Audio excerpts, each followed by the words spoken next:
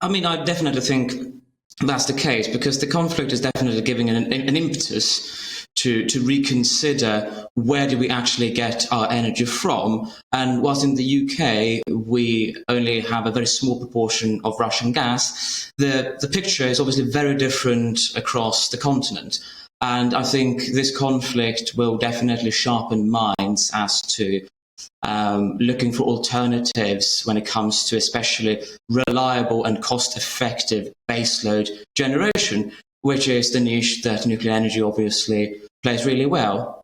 So I definitely think that we're going to see governments definitely speeding up nuclear power expansion as a result of the very tragic events that are currently ongoing in Ukraine. We're seeing pictures as you speak, John, of that Chernobyl plant, the fairground attraction, frozen in time. A lot of the industrial area has been taken back by nature, becoming fields and so on. Very, very iconic pictures.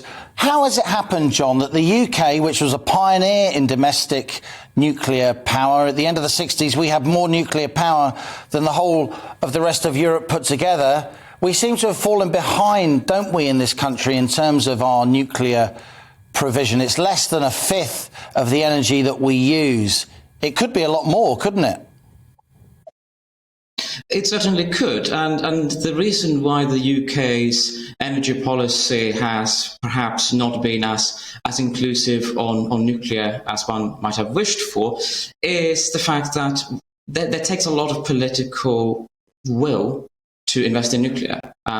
You need to give markets the reassurance that here you have an investment that is going to last you for maybe 80 years, and you want to know that you're going to be able to use this investment for as long as possible. And I think sometimes in the UK, historically, the problem has been that we have perhaps not been as clear when it comes to our nuclear commitment as we might have wanted to.